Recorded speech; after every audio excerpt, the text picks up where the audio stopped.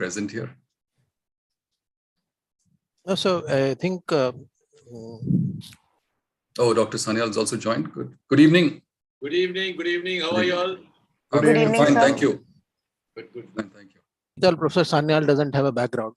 Sir, that's a common complaint. That's very right. I don't have a background. Yeah, that's what is a pun intended, right? Only background that I have is Venkatesh is my colleague and a good friend of mine. Sir, कुछ भी कर लो, Lumiere तो लगाना पड़ेगा. अरे भैया, बाप्पा में also रहता है. Good evening, Bappa. सबको मैंने सबको background भेजा था. आता नहीं है, मेरे लैपटॉप में आता नहीं है. Ruko. Let me try to see. At our age, it is time for us to fade into the background. We don't need a background. We are the background. You said age or edge? Age. I tell you. Let me see if I can. Good evening, Professor Banerjee. If you're there.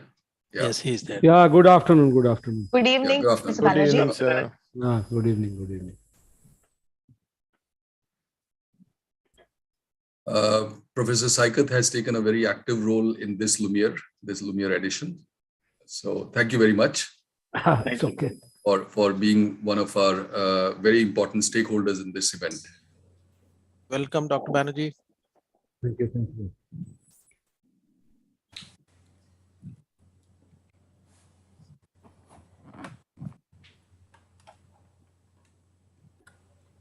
So, Professor Sheetal, whenever you are ready to roll, we still have a few minutes. So, yeah. Yes, sir. I think the session will open sharp at 5:30. So more and more people will start joining at that point. I have already pinged Professor Ivan. So just waiting for that.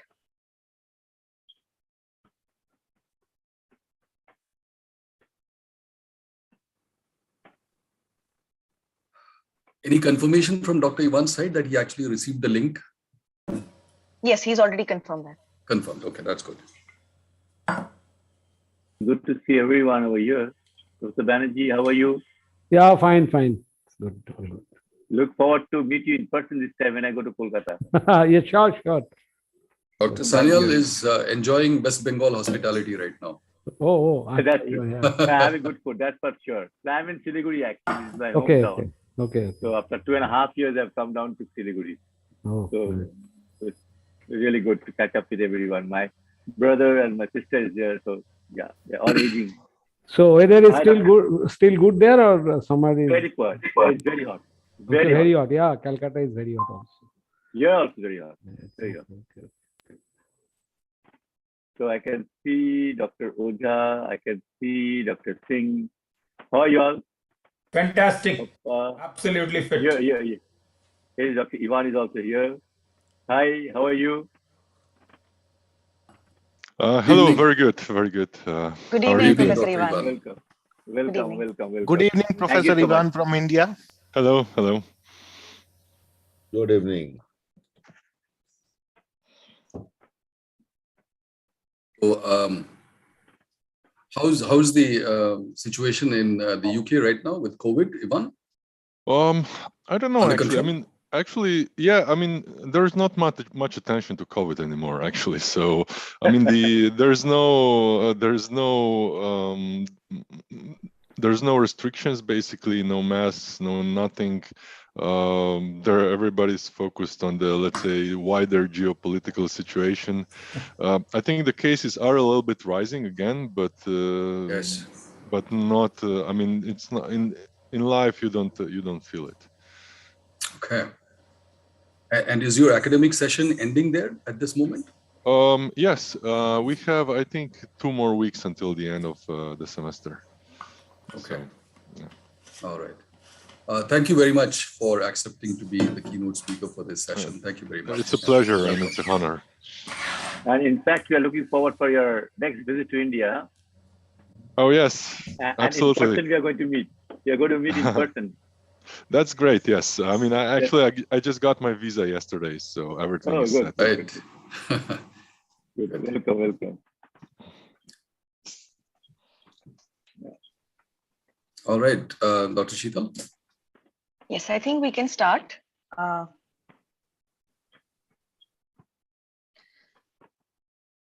Is my screen visible? Yeah. Yes. Yes. Yes. So good evening, everyone, and thank you for joining us for the second edition of Lumiere Research Symposium. This is our endeavor to, have a greater outreach for Lumiere to not just research scholars from premier institutes in India, but research scholars from all walks of institutes, not just in India, but all over the world. So that's what we as an institute aspire for Lumiere to reach those heights. So, of course, those goals will be met in incremental steps, and this is one of the incremental steps that we are taking in that direction. Lumiere was the brainchild of Professor Sanyal, Debashish Sanyal, the director of Great Lakes Institute of Management. It was his vision that Lumiere achieves two primary objectives. One is, of course, to give very high quality feedback to researchers for their early stage research, whether it is literature review, conceptual frameworks, in their hypothesis testing phase, all of those early stages. And we aspire to give very good high quality feedback to researchers when they submit to Lumiere. And the second goal that Professor Sanyal foresaw for Lumiere is to make sure that we have very cutting edge contemporary discussions around research relevant topics. And so with these dual objectives, we hope to take Lumiere to greater heights. Now, without much ado, I would like to introduce and welcome Professor Sanyal. Professor Sanyal is currently the director at Great Lakes Institute of Management, Gurgaon, which is one of the premier business schools in the country. In his capacity as director, he spearheads holistic growth for Great Lakes, Gurgaon, and he also drives the school's efforts towards establishing it as an internationally recognized center of excellence for contemporary management education and research. Professor Sanyal, I request you to please open the event. Thank you. Thank you. It's an honor and a privilege to open this event. And let me first of all welcome each one of you for this important second episode of Lumiere. And as Dr. Sheetal has mentioned, we have got big ambition around this program. Though I thought the people who are putting it into effect, actually things come in and we discuss and all thought that is a very important step towards taking research a bit further in the country. And I'm happy that we are on course. And a special thanks I would like to give to Dr. Ivan for accepting our invitation to give the address today and on a very important topic, which I'm quite sure everyone will be is looking forward to hear. And there are many people whom I should thank, the Research Advisory Committee members, all of them, many are here. And Dr. Sekker Banerjee, has been played a very active role this year in this one. He always is active in wherever research is there. And there are a lot of other people who have helped us in taking it forward. There are certain, I would like to mention some of the universities like Banerjee University, then Chandigarh University, then Raigan University, and many others. I cannot just stop over here. Vidyasagar and many other universities who are showing interest to join into this forum. And across India, there are a lot of other management institutes. They have expressed their thanks for inviting them. I don't know how many will be able to join today because being a Holy Week, but I'm sure we need support from all of you to take this endeavor forward. I'll not take much of a time. I would like to extend a hearty welcome to all of y'all once again, and especially to Dr. Ivan. Thank you.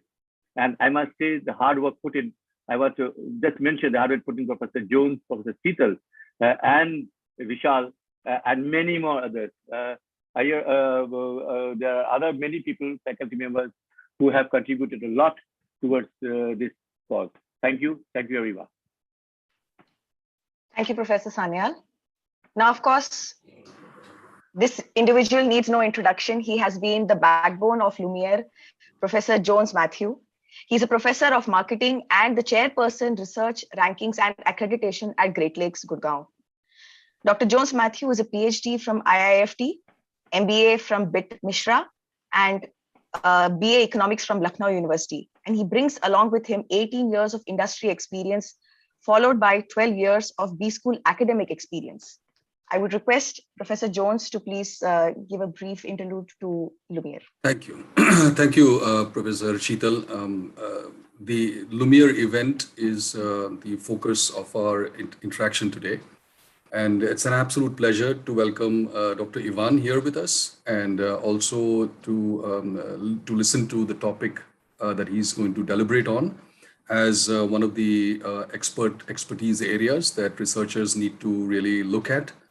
And we've had the pleasure of having Dr. Ivan earlier also for research seminars, and there's been unanimity about the quality of his content and the usefulness of his tips and techniques, etc., as far as top-class research is concerned. Lumiere was, conceptualized as a platform for early-stage researchers, especially PhD scholars or maybe early-stage faculty members. And we've seen it growing, and the interest has been quite encouraging. But of course, we have a long way to go. This is just the second edition. And we're quite confident that with the right kind of intent and with the right kind of support from various stakeholders, including our faculty members who spend a lot of time reviewing these submissions which come to us, external experts who have spent a lot of time giving very copious feedback. And in fact, two of them will also be sharing their feedback on the two presenters. And it's always a challenge to choose the two best papers, but we try to keep it as objective as possible so that there is transparency and fairness in choosing the two papers to present on the Lumiere day. I would also like to thank, along with the the colleges that Dr. Sanyal spoke about, I would like to thank Amity University for being very active participants. Dr. Sujata is here as representative of Amity, and thank you, Dr. Sujata, for joining us. Your support has been exceptional in terms of getting scholars to participate in this particular activity of ours.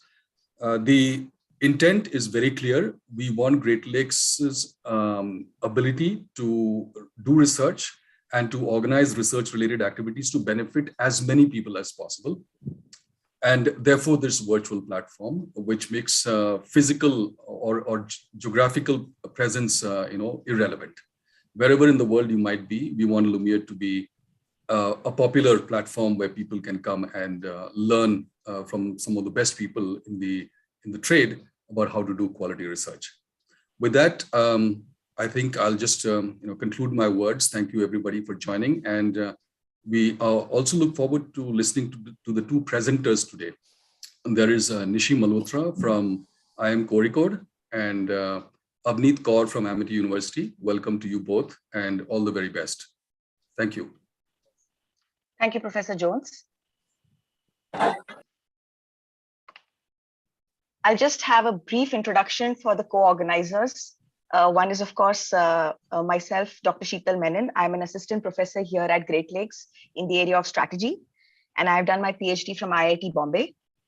Prior to that, I was in consulting. I have provided consulting services to Government of India, World Bank, USAID, and Gates Foundation. I would also like to take this moment to welcome my co-organizer, Dr. Vishal Dagar. He is an assistant professor in the area of economics, and he has worked as a junior economist with World Bank at the Delhi School of Economics, and also as a data scientist with Absolute Data Analytics. He's also a highly cited researcher in the field of environmental sustainability and energy. So today's agenda is going to be two paper presentations. These paper presentations are by our Best Paper Award winners, Avneet Kaur and Nishi Malhotra. We will start the paper presentation shortly, subsequent to which we will have Dr. Ivan Zupik's much awaited keynote address. And we will conclude with a breakout session for networking for all of those who have taken the time out to attend the event. So with that, please give me a moment to stop sharing my screen. Professor Sheetal, also the experts will be sharing their comments post the presentation. Yes. Yes. So for the paper presentation session, I would just like to give you a brief introduction of how we have done the entire process of double-blind peer review. So all the submissions that we received for Lumiere underwent a double-blind review process, and reviewers were assigned based on the alignment with the abstract subject matter topic, as well as the reviewers' expertise. All submissions were reviewed and ranked by the reviewers based on scores for originality of the abstract, the language, rigor of research methodology, as well as contribution to theory and practice. And based on this ranking, the highest ranking submissions were selected for the Best Paper Award. So with that, I would like to introduce Avneet Kaur. Avneet is from Amity University. I would request Avneet if you could please share your, start your video. Yes. So Avneet is from Amity University. She is pursuing her PhD currently. She's done her graduation from the University of Delhi and master's from Amity. Her research interests lie in consumer behavior, social media engagement, brand loyalty, and brand trust. And she publishes her research work in Scopus Index journals, as well as presented her research work in a number of international conferences and has also received Best Paper Awards. She's also currently a visiting faculty with Amity. Now, Avneet, your presentation will be given 15 minutes. Subsequent to your presentation, we will have 5 to 7 minutes feedback session with Professor Sekker Banerjee, and then we will take Q&A from the audience. A very good evening, everyone. Thank you so much, ma'am, for this lovely introduction. Ma'am, am I required to share the slides or will you be doing it? Okay, thank you, ma'am. So I am sharing the screen. Is everyone able to see the screen? Yes, ma'am. Yes, we can. Okay. So the title of my research is Framing the Evolution of Social Media Engagement, a Bibliographic Coupling Analysis. And within this paper, I have incorporated bibliographic coupling technique based on bibliometrics analysis to identify social media engagement structure of research trends. And can I have the next slide, please? Okay, so bibliographic technique does help us with the formulating clusters with similar references, and I would say similar references of documents and authors and journals based on if there are two articles. For example, I have shown in this diagram, let's say A and B, and they do share C, D, and E as a common references, or I would say similar references. So these both papers do have a similar structure of references, which represents or signifies that they are highly correlated and they do have much more in common. So the bibliographic coupling basically formulate clusters based on these references. And we can see in this point that how bibliographic coupling uses the number of references shared by two documents as a measure of similarity between them. The more the bibliographies of two articles overlap, the stronger is their connection. And whenever a need to map current research front is required, bibliographic coupling might be used for it. Next slide, please. So I have selected social media engagement for the study because of its increasing growth within within people and social media users, and as it is the usage is increasing, so the publication number is also increasing. So to ease down and represent the research trend within the past decade, this particular technique has been used. Next slide, please. Okay, as far as the study design is concerned, we have extracted the data from Web of Science, and Web of Science is basically used because it does cater a much more refined number of documents as compared to Scopus, and the data has been extracted from 2011 to 2021 because because the inception paper of social media engagement was available from 2011. It's not like that research has not been done on social media previous to these years, but we have selected and we have limited ourselves to engagement on social media, and that is why the research, the time period for the research selected is so less. And coming on to the subject, we have focused on business and economics. These were the keywords which were used for extracting out the data, that is social media engagement, social media and brand engagement, social media and customer engagement, social media and consumer engagement.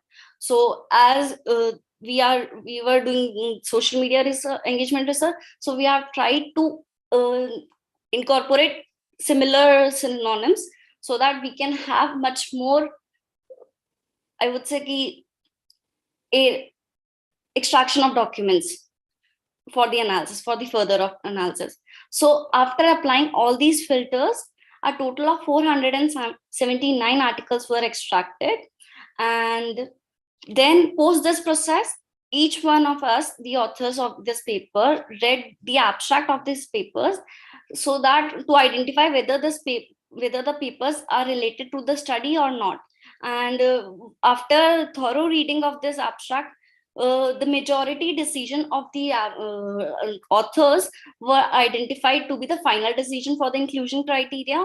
And out of 479 articles, 24 articles were totally not found fit, even though the keywords which I mentioned earlier in the first point were there.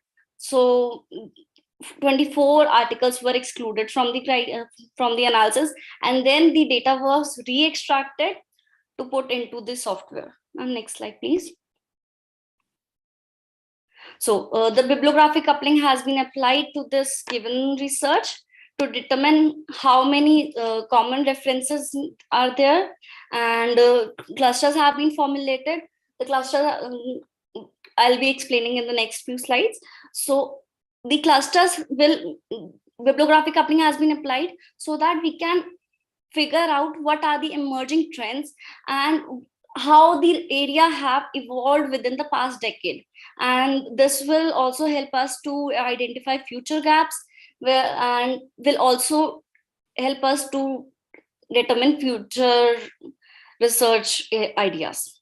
So and coming on to the software used, WASWare have been used to conduct bibliographic coupling, and it is an easy to use software, and I have been using in the previous researchers also. So it shows good type of results. So that is why this software have been used.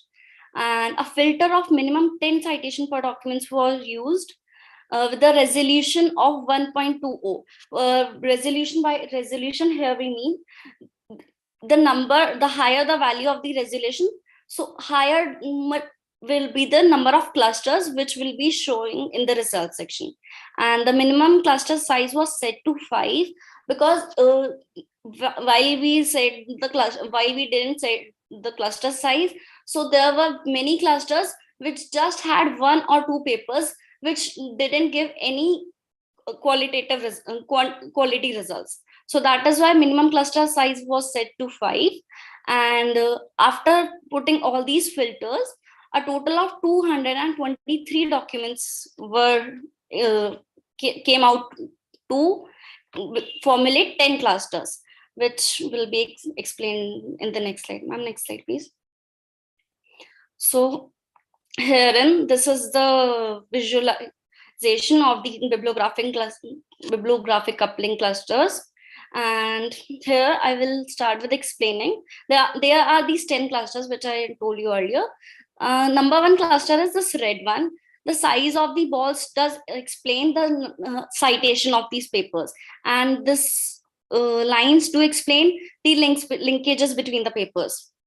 And okay, so coming on to cluster number 1 is in red. It does have 64 documents, and this cluster basically revolved around 4 major domains, which was the hospitality industry, supply chain, and retail industry. Herein, the papers, the majority of papers explain how the hospitality industry are using social media engagement in order to improvise brand loyalty and brand commitment, how the richness of the content of social media does have the impact on the number of likes which the posts are getting, and how the presence of social media pages on from brands do enhance the brand awareness, and how the good quality relationship with consumers, between consumers and brands, can lead to positive word of mouth and consumers purchase intention, or we can say it will also increase the firm's performance. So these kind of papers were there within the red cluster, which we can see. And the highest cited paper within this cluster was 2011, which received a number of 434 citation. The next cluster is in green. It does have 30 number of documents, and in this clusters, the documents were based on the content of social media post.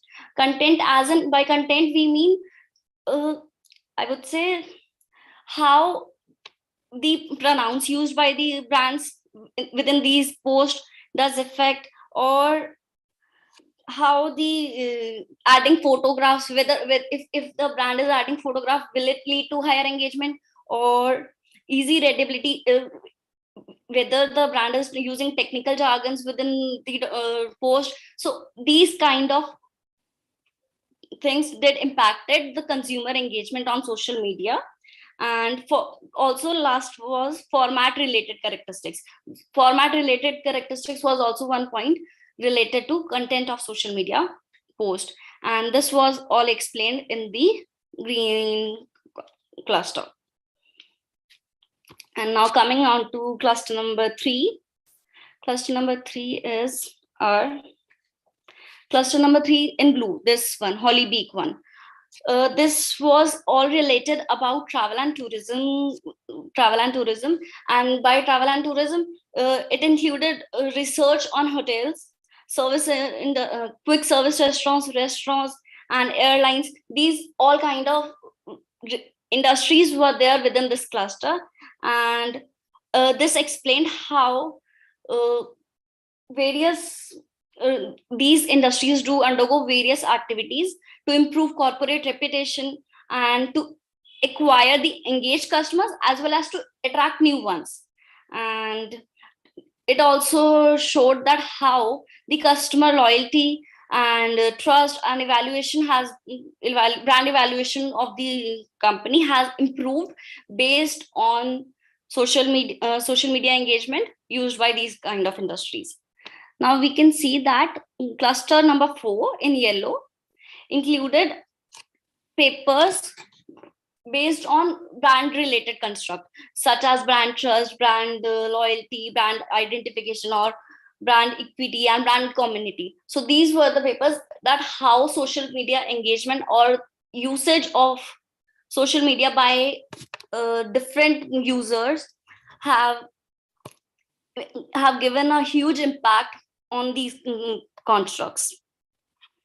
Then we can see that cluster 5 in violet, this one, I cannot, okay, this one, cluster 5. Cluster 5 was based on stakeholders of the brand. So stakeholders, so this whole cluster represented how brands are dealing with stakeholders and how stakeholders are having huge impact on this social media engagement, and how managers are putting efforts into creating much more information regarding interpretations and to study engagement signals visible in the stakeholders dialogic act, and I would say on social media platforms. Now I'll show you this cluster number 6. Cluster number 6 and 5 are somewhere, okay. The Holly Beak one in sky blue. Cluster number 6 represent papers based on digital ecosystem and online privacy. And as consumer engagement is a socio-technical phenomenon that uses and develops due to consumers' use of technology. So these kind of papers were discussed within this cluster number 6. And now coming on to cluster number 7. Cluster number 7 in orange do have 15 number of documents, and this cluster did have documents based on co-creation and influencing, that how social media engagement can lead to co-creation as well as influencing. It did have papers based on blogging as well, and consumer engagement in the form, it also represented that how consumer engagement in the form of parasocial interaction with online bloggers does create purchase intention within the customers. So this cluster basically emphasized on these kind of things. Then cluster number 8 in brown, in the top right corner, we can see that cluster number 8 has very few documents, that is 10.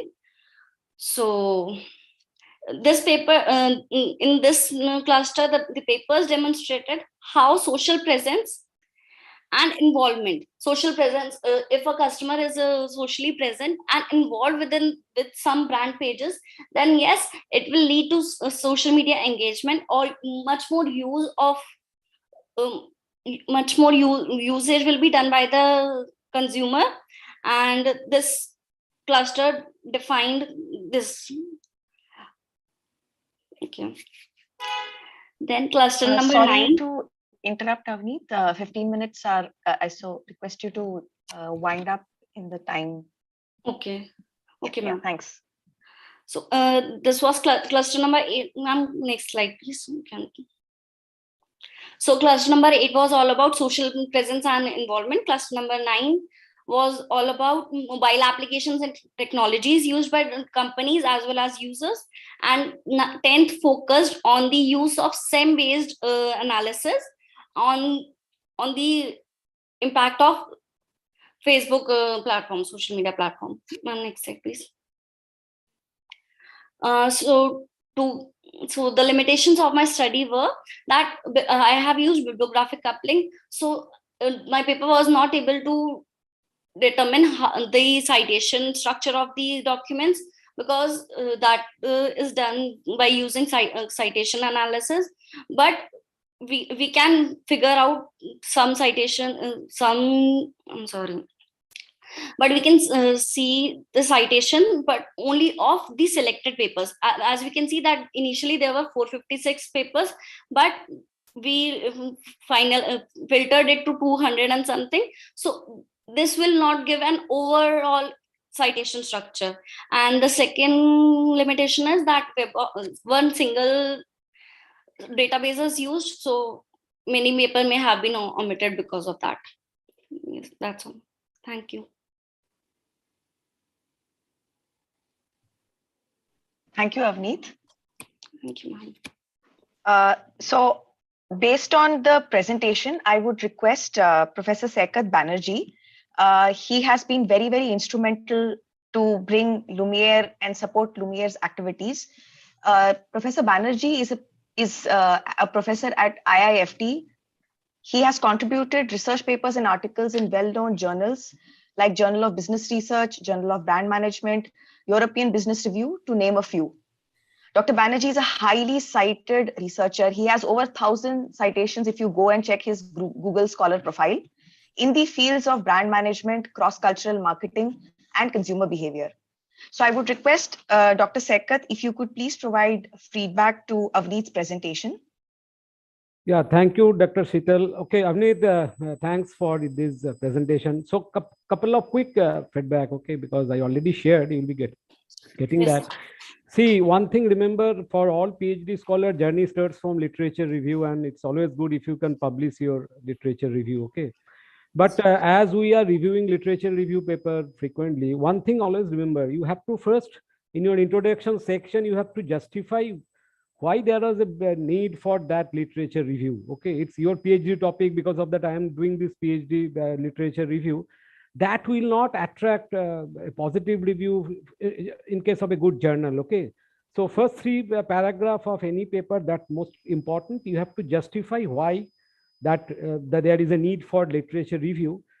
We normally prefer that last 5 years, if that literature review already got published in that subject area in a particular journal, one should avoid, because 5 years time is a normal thumb rule we normally maintain for another literature review. Okay. Yes. Second is that the time frame, you have to justify why did you pick that 2011 to, because in your paper only you wrote that the definition came 2001. Okay, now you started taking literature from 2011. So there is no harm in it that, okay, you are taking from 2011 to 2020, but you have to justify why. Because Okay. see, in the journal, the challenge is number of words. So it might be 8,000 to 10,000, that's the guideline. Okay, and within that time frame, within that word limit, you have to present everything. So that you should be very clear upon. And Web of Science is a accepted databases, but normally we prefer that the journal, because you wrote that 479 journal you picked, and the authors read each and every abstract. Okay, it sounds a bit confusing because 470 you can understand the big volume. Okay, so we Yes. normally we normally prefer that you put a filter, one impact factor minimum to select the journal for review, minimum one impact factor, or got published in ABDC or ABS ranked journals. Okay, that will be much more better managed journal, better cited journal. So it will be more convincing for you. And keyword search, you wrote that couple of keywords you picked. That Yes. should be clarified. Why did you pick those keywords, not the others? Okay. And as you know, social media engagement is applicable for all discipline. It's not only for marketing or consumer or brand. So you have to, in your title or somewhere, you have to clarify that why the social media engagement, in which particular domain you would like to get into. And the Okay. most important one, what I should prefer, that nowadays the only bibliometric review paper, good journal, they don't accept. They always prefer three: evolution, the current trend, and the future direction. Until unless your paper is able to give some future direction, it's very tough to get it through in a good journal. Okay, at least B or A rank journal in ABDC or ABS. Okay, so okay, it's a starting point. You only did bibliometric and only did the clustering thing. So remember that the future direction part is most crucial. It's always better you can identify the antecedent, consequences, in between, possible moderating variable. So you can identify construct and you can establish the relationship among those construct. And these was viewer, the problem with the software is that is it free and it can produce a lot of pictorial, colorful. Very important how much to produce in a paper. Recently I reviewed a paper, there was 20 such colorful photograph and the paper was almost a 64 pages paper. Okay, so it basically very extremely problematic for a reviewer. Okay, so be very particular on that, how much photograph you are going. It's always better if you put in a table format, okay, in place of putting, because that will give reviewer more confidence that you worked. It's not just a cut paste from that software output. Okay, otherwise best of luck for your journey, because it's a new, you have only in the nascent phase, so a lot of things you will be learning, but try to get the future direction thing in mind. Okay, because that's the most crucial part for Yes. literature review paper. Okay, so I believe that's all from my side, because all the best for your Thank you, sir. Thank research you and so review. much for your reviews. Thank you, Professor Sekker. I hope, Avneet, that has been useful for your research, useful inputs for your research. I would like to take this moment to share with everyone Avneet's Best Paper Award. Kindly join me in applause for Avneet's endeavors, and congratulations, Avneet. Thank you so much. And we had given her an Amazon gift voucher also for the same. And one for me for participating, right? Yes, sir. Yes, sir, definitely. Now with this, I would like to introduce our next speaker, Nishi. Nishi, if you could please, turn on your screen. Yeah. Nishi Malhotra is an FPM student at IIM Kozhikode. She has done her BCom honors from SRCC Delhi University, MBA in finance from MDI Gurgaon, and she has got a PG diploma in international management from IGNOU and an MCom from IGNOU. She is UGC NET qualified in commerce with more than 15 years of work experience in teaching as an assistant professor and as a consultant in finance. She has worked on prestigious national e-governance plans for the state of Maharashtra, Rajasthan, the Ministry of Corporate Affairs, and many other corporate departments of the Government of India. So Nishi, you will be given 15 minutes. Request you to please adhere to the time, followed by which you will receive feedback from Professor Bappa Aditya Mukhopadhyay. Just give me a second to share my screen. Is the screen visible to everyone?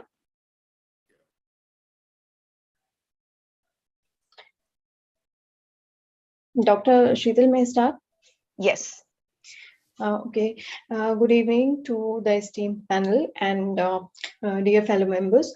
I'll be presenting the topic of my research, and my topic of research is mainly around microfinance, and this paper pertains to evaluation of various public policy and microfinance initiatives during COVID and their impact on economic welfare. Basically, globally, there are around 1.7 billion people who are below the poverty line. These people do not have access to finance, and they do not have collateral. Banks and formal institutions are wary to lend to these people. And after 1990s, with the liberalization and economic reforms, sustainable finance replaced the donor-based model, and UN Sustainable Development Goals have emphasized the need for poverty reduction through financial inclusion. And hence, a lot of new public policy schemes replaced donor subsidy-based model, and initiatives in microfinance by MFIs, self-help groups took the place of, retained the place of sustainable finance. During COVID-19, can we move to the next slide, please? During the COVID-19, there was a pandemic, and it is still persisting. It had major repercussions for the people who are in unorganized sector in developing countries like India. We took CMI consumer pyramid household data. I'm starting with the summary of my data. There are around 2,391 households that we selected for panel, and these are equally distributed, gender majority female as well as male households included. These people are generally mix of agriculturalists and entrepreneurs, and we have taken data pertaining to their average income, which is around 15,790 per month, and expenditure 9,091. Can move to the next slide. So as I was discussing, in light of the COVID-19, which was declared as an emergency due to which a lockdown was announced in March 2020, there was a complete halt on manufacturing and consumption. It adversely impacted the major sectors, and the income and consumption globally went down. However, the micro enterprises were worst hit due to lack of credit. There were many restrictions. There were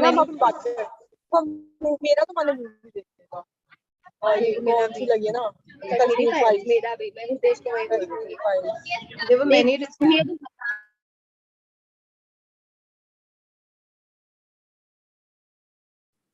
Nishi, could you please unmute yourself? Sorry, sir, I was audible earlier. Yes, you were. Sorry, I had to mute everybody because there was some disturbance happening. All participants, request everybody to keep your mic on mute. Okay. So may I continue? Yes, please. COVID-19 basically meant a lot of challenges for micro enterprises, which were being funded by self-help group, because due to restriction like work from home and virtual environment, lack of financial literacy led to closure of, led to again financial exclusion for many of the micro enterprises which do not have their own finances. And the literature which came up during this period, mainly on impact of COVID-19 on microfinancing, was in developed countries. In developing countries, there is still dearth of literature. However, MFIs have been instrumental, and agencies like CMI have developed a lot of data to conduct research. Next slide. The objective is to measure the impact of microfinance on economic welfare. And basically, I have taken 7 questions. First is, what is the impact of COVID-19 and lockdown on access to microfinance and income of the households? What is the impact of microfinance on consumption and income during COVID-19 of these households? Measure of impact of credit schemes. There were a lot of credit schemes that were introduced. On borrowings, impact of COVID-19 restrictions on employment and hours worked, and major impact of special schemes like PMJDY, Kisan Credit Card, bank account ownership, and other government transfers in rural India. Can we move to the next slide?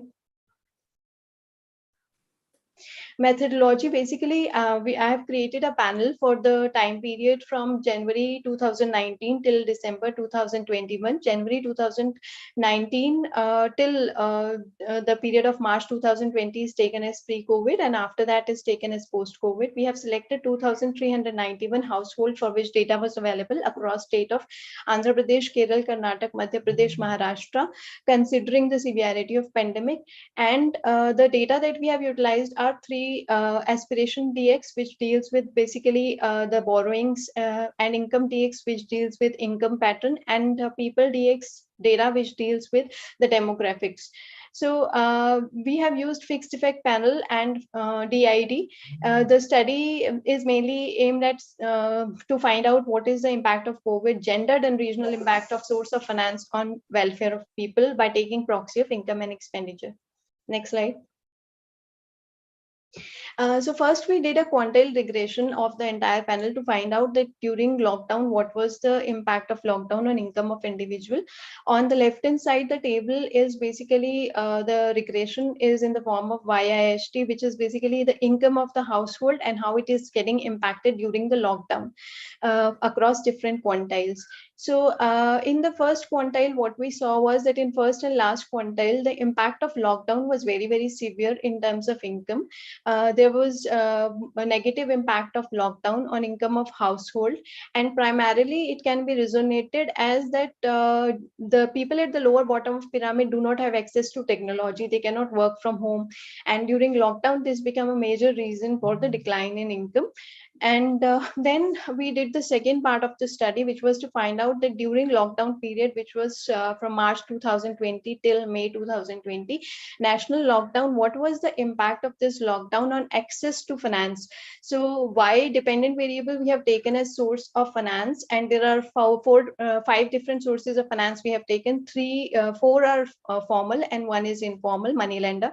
So what we found out that we did a logit regression because our dependent variable was a binary variable. It's a panel, so we use a panel logit regression, and from that we found out that during the lockdown, the credit offtake went down drastically.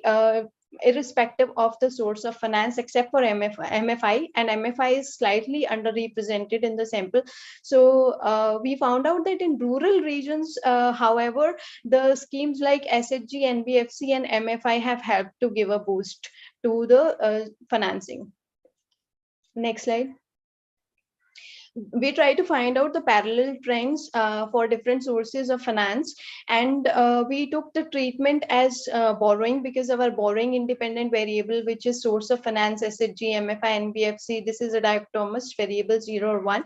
So we took the pre-COVID period as the control variable and post-COVID as the treatment, and then we took the source of finance as the treatment. And we also tried to do a propensity score matching as per the feedback received from the panel. And we found out that there is a parallel trend. In fact, if we look at income, what is the impact on income? This is basically showing the impact on income of sources of finance pre and post COVID. So if we look at self-help groups, then definitely there was a downward trend. The 6th period, which is the red line, it is the period of the wave when the COVID started. So drastically the income went down. Similarly, if we look at bank borrowings, again it showed a downward trend, or from other sources like MBFI and NBFC and MFI. But clearly in case of banks and SHG, there is a parallel trend. Next slide. This is a kind of difference in indifference that we have tried to do since it's a panel. So clear-cut control and treatment groups for pre-COVID and post-COVID. However, we did a propensity score matching, but still each individual was being observed against its own performance in the previous period. So what we found out was that our dependent variable was the income of the household, and the independent variable was DID, that was interaction of COVID period and source of finance. Again, what we found out was that income went down for almost during the COVID period, irrespective of the source of finance. But in case of bank borrowings and NBFC, the income went down drastically.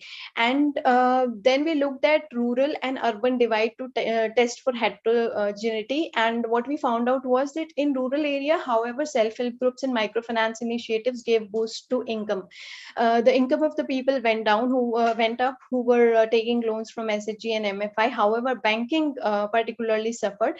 In urban area, irrespective, since SHG and MFI are not that predominant, income went down drastically. Informal finance also suffered. Then we looked at consumption, and consumption, what we found out was that people who are borrowing, they tend to have a higher propensity to, they had a higher consumption during the COVID period. Our dependent variable was per capita consumption, which we calculated from by dividing the consumption of the household by number of members.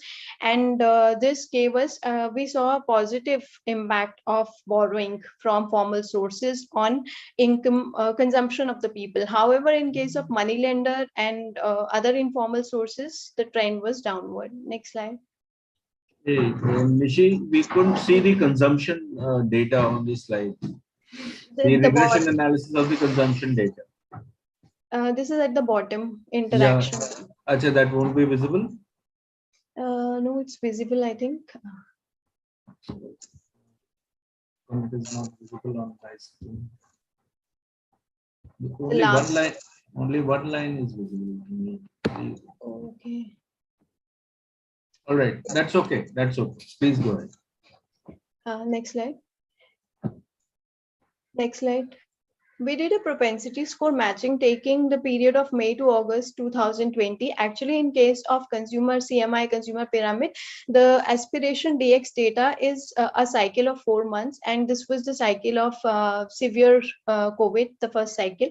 And we tried to do a propensity score matching. There were in total 2,361 household, 1,560 received the loans, and 801 didn't take SHG loans. We were only looking at SHG loans. And what we found out that SHG through a normal OLS showed a positive impact on income.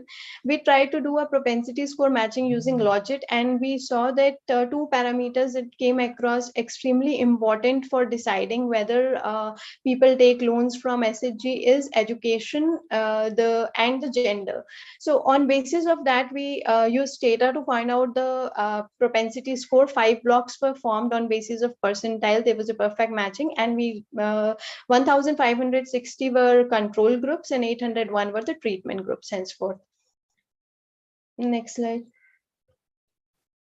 And then we did an 80 the after treatment effect estimation using nearest neighbor, radius matching, and kernel matching, and all and stratification.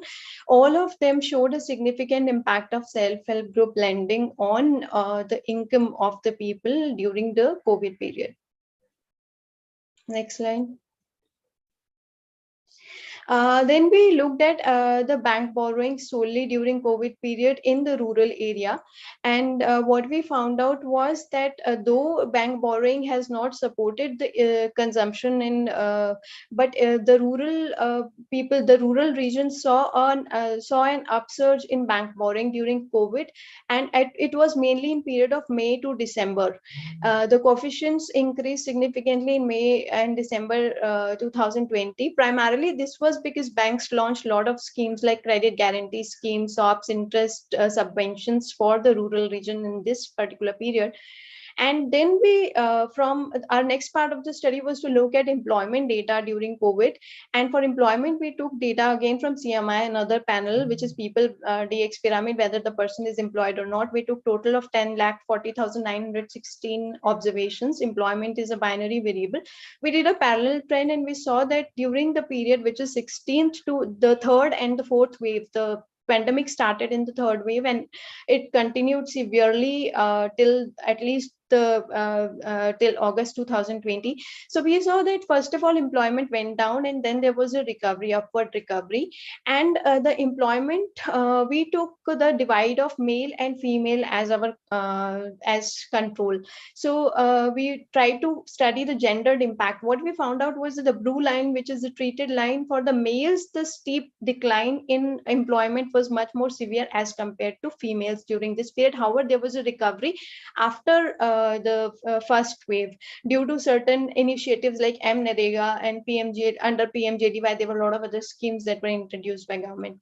Then we looked at number of hours worked, and what we found out was that the first wave, when it started, which is the red line, the number of hours worked, again our study was the two groups that we formed was we are trying to study the gendered impact. The treated were the males and the control were the females. What we found out was that for the males the number of hours worked declined drastically, though definitely after the COVID there was a decline in number of hours worked.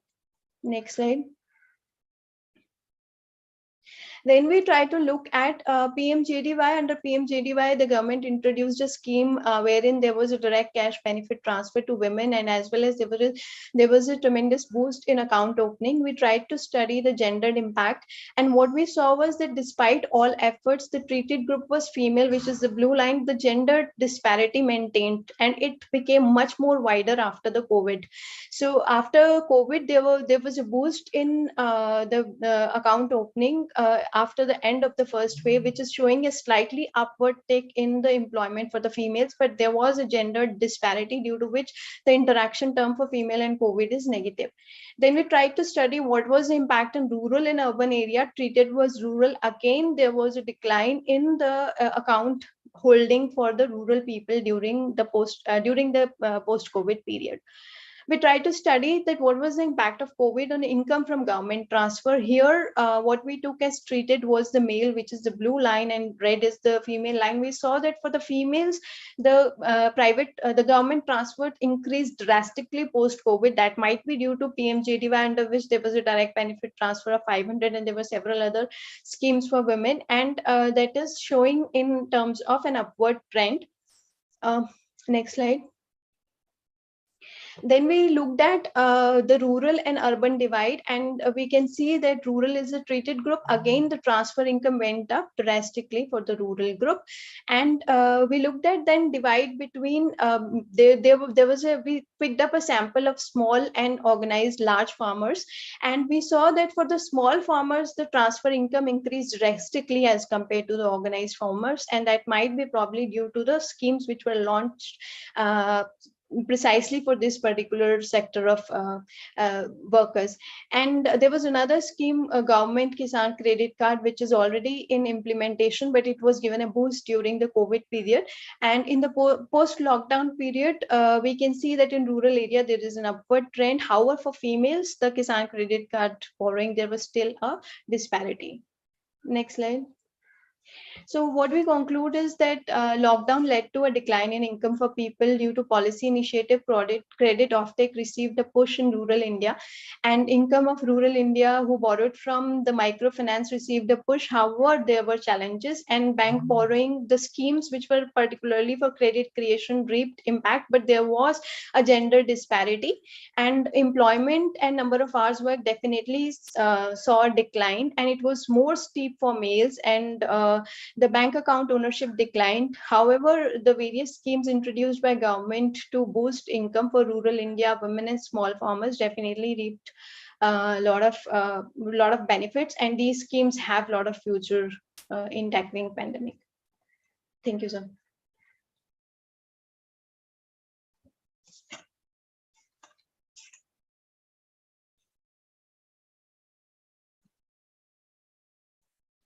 Hello, am I audible?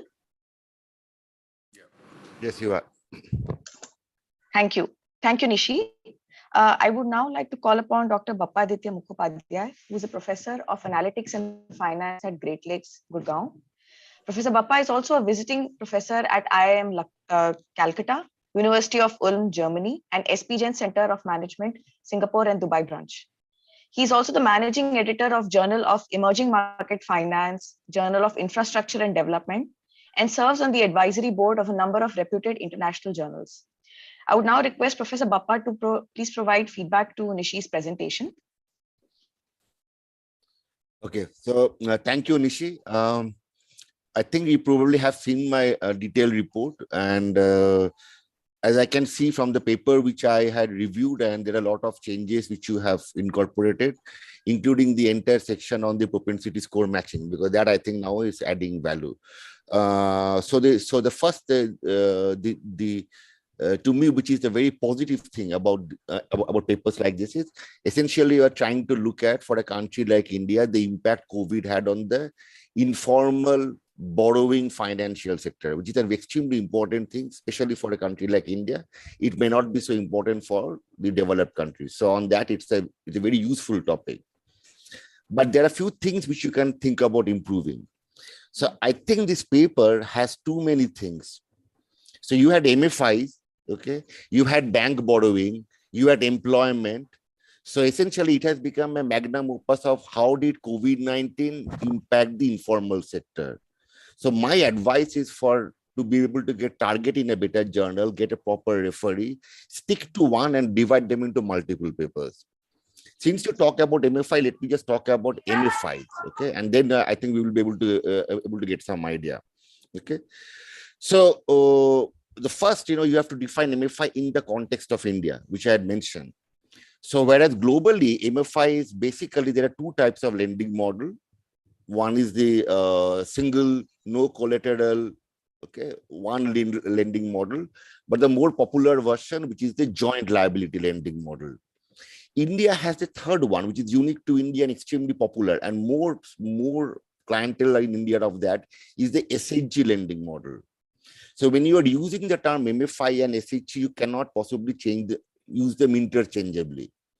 You can look at the traditional MFI versus SHG, or you can look at the impact of the three separately, but you cannot just interchangeably use MFI and the SHG model in the Indian context. That's important thing. Okay.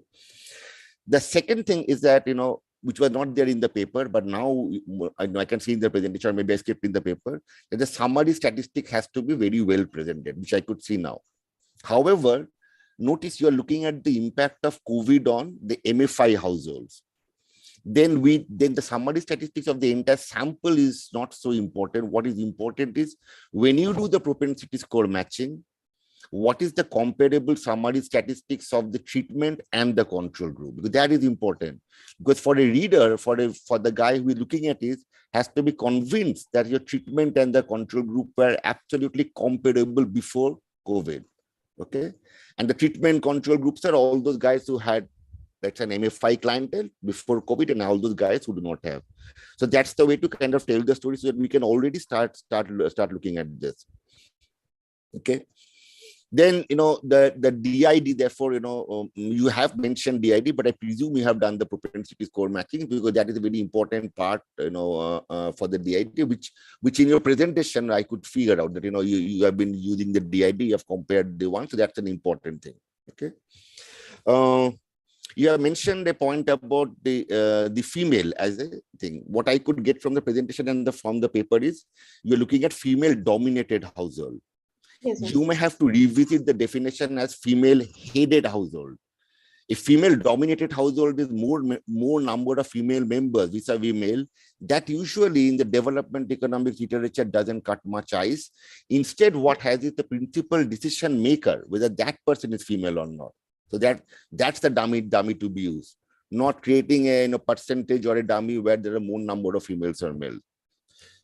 Your regression analysis, with whatever you do, has to have control for the occupation. So what you have done is you have done separate pairwise or separate t-tests for different variable.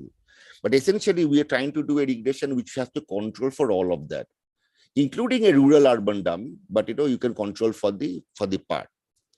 Now, you may be still interested in that. I want to explore the different kind of alternate source of finance. If you want to do that, then maybe logit is not the best thing. So what you're asking is, after COVID, what are the sources of borrowing or sources of finance? Moment you do a logic, you are saying either MFI or nothing. It's not MFI or nothing. There are 5 sources of finance. Why did some people pick up MFI borrowing? Why did somebody take loan from the shop? Somebody took from friends and relatives. So you should be looking more at a multinomial logic. Okay. Unless you want to collapse it as an MFI as one broad group, which is SHG plus the other form of lending versus nothing. I would definitely think that if you could find out, if your database says that what is the type of MFI or the name of MFI, you should be able to figure out what kind of lending practice do they do. Now, if you really are looking at MFI as a paper, because I'm only giving input as an MFI as a paper, I'm not talking about employment, then your male and the female gender will not be important, because 98+% of the MFI clientele are female. Okay, suddenly that variable is no longer important. But the moment you say source of borrowing from anywhere, then it becomes everything. But then you run into the risk of you're trying to say too many things in one paper, where essentially you may not be able to look at the impact. I definitely think if you come up with a result, it says either way that MFI clients had felt the COVID lockdown pinch less compared to the non-MFI clients, that would be a very good result. If you can establish that the SHG clients felt a less pinch compared to the non-SHG client, that would be brilliant. And the theoretical reason I have that is, in all MFI clients, the money is given and it is collected. SHG model works where the sathis go and tell them how to run a business and how to take financial or consumption decisions. So essentially, if the SHG clients do better compared to the non-SHG clients, it shows that all this input with this, these girls or ladies were giving to the client, that is showing some effect. That in spite of things going bad, what consumption to cut down, what investment to make, so those will be hugely captured.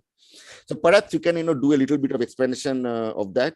And these are the broad ones. Rest of them, I have given you in the feedback. Many of them you have done. Overall, I think it's a great paper. But think about it. Do you want to divide them into different parts or not? Because employment is itself a different kind of part, because you have then you have to come to principal occupation, sub-principal occupation. I would be slightly wary if I was a referee to review this paper, because this requires my expertise to be, I know the employment generation model, I know the informal finance model, so I may want to pass. But if you stick it to a microfinance, then it is easier to find a very referee which has the expertise, and he will possibly, or he or she will kind of give a feedback. If there is anything else which you want me to clarify, I will try to. But I think I have not overshot my time, Sheetal, and I will stop here if that's okay. Yes, sir.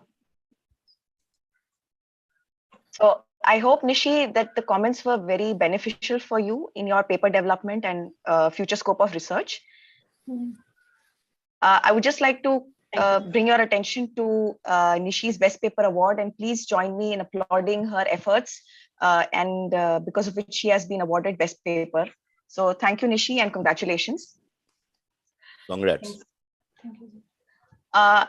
Before I hand over to Vishal, I would also like everyone to say hi to Professor Karuna Jain. She's also an RSC member, and she's my PhD supervisor. She was my PhD supervisor. So hi, Karuna ma'am. I'm not able to see you, but thank you for joining Lumiere. Welcome, Dr. Jain. Welcome. Dr. Karuna Jain. Nice to see you once again. Happy Holi to you and everyone. Thank you. Happy Holi to everyone from my side. Okay. So for those of you who are joining Lumiere for the first time, Professor Karuna Jain was for our inaugural Lumiere, she was our keynote speaker, and she gave a very, very good session. It's available on YouTube for anyone interested in knowing more about contemporary research methodologies. So I would now pass the baton over to Vishal to take the event forward. Thank you so much, Professor Sheetal. Now, we are done with the participants and paper presenters. So now I would like to, introduce Professor Umashankar Venkatesh. He's an experienced management academic and educational administrator. Dr. Venkatesh is an educational entrepreneur who has helped launch many institutions of higher learning in his career spanning over 31 years. He is associated with Great Lakes, Gurgaon, as a professor and director PGPM since June 2014. And I request Professor Umashankar to please invite our keynote speaker and also introduce him to us. Thank you, Dr. Dagar. Ladies and gentlemen, it is a distinct pleasure to introduce the keynote speaker for this second edition of Lumiere, Dr. Ivan Cupik. Dr. Ivan Cupik is a lecturer in entrepreneurship at the Institute of Management Studies, Goldsmiths at the University of London. Dr. Cupik received his PhD degree in Management and Organization from the School of Economics and Business from the University of Ljubljana. I hope I pronounced that correctly, Ivan. Professor Cupik's research interests include digital economy, high growth firms, entrepreneurial ecosystems, and research methods. And he has been published in peer-reviewed journals such as Organizational Research Methods, Journal of Business Research, Management Decision, and European Management Journal. Dr. Cupik is especially recognized for his contributions in devising and implementing innovative research methods derived from machine learning and information systems, such as topic modeling and bibliometrics, and bringing them especially into the field of management research. Before entering academia, Dr. Cupik founded a consulting business and worked as a project manager and software engineer for tech startups. It is an absolute pleasure, Dr. Cupik, to see you once more, although virtually. And as Professor Sanyal said, that since you have your visa ready, we hope to see you physically on campus as well. Thank you so much for taking time out. And this floor is all yours. Thank you. Thank you very much for this wonderful introduction. So let me share my screen. Okay, I think you should all see my screen now. So hello again from my perspective as well. I'm Ivan Cupik, lecturer in entrepreneurship at the Institute of Management Studies. And today's topic of my speech will be building a meaningful academic career. And just this will be partially based on my story. So I'll talk about my personal experiences and my personal thought on this matter. But don't consider this to be that I want to just disseminate knowledge from some kind of pedestal. So I don't have an answer to this question, but I do have a lot of questions. So hopefully after the speech. After the presentation, we can maybe have a discussion. I would very welcome the input of both senior and junior colleagues to these questions. So first, there is a question: what is academia, right? So is academia a calling, right? So calling being that people build some kind of personal identity out of being a researcher, a scholar? Is it something that is contributing to society, that is honorable thing to do, or is it a profession, right? So is it something that we want to have a career in, something we want to be promoted, we want to advance, we want to earn some money, of course, and so on, right? And this kind of the intertanglement of these issues, right, I think is very important for researchers, and we need to give attention to both of this, right?